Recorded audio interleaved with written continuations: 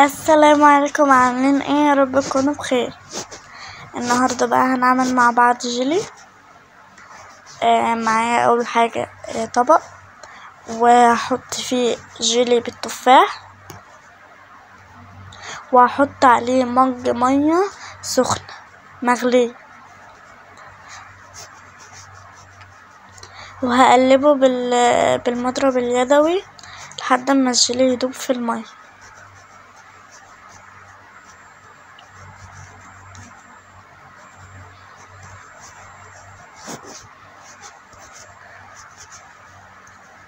وهحط كمان مج ميه بعد ما قلبته، بس ميه بارده، واقلبه كده كويس بالمضرب علشان الجيلي يدوب. طيب معايا هنا تفاح، احط هنا تفاح في الاطباق،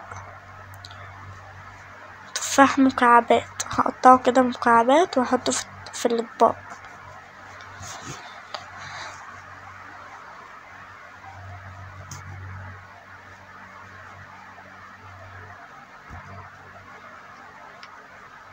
احطه بقى في الاطباق كلها.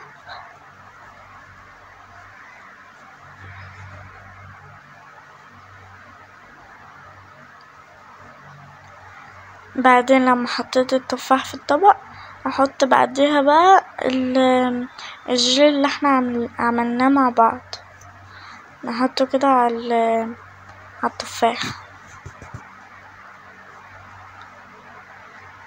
اهو زي ما انتوا شايفين.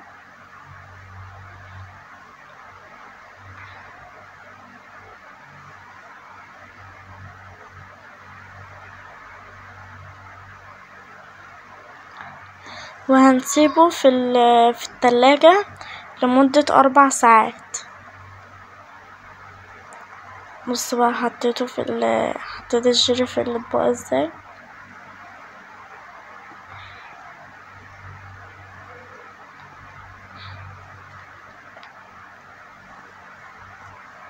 بصوا ما شاء الله.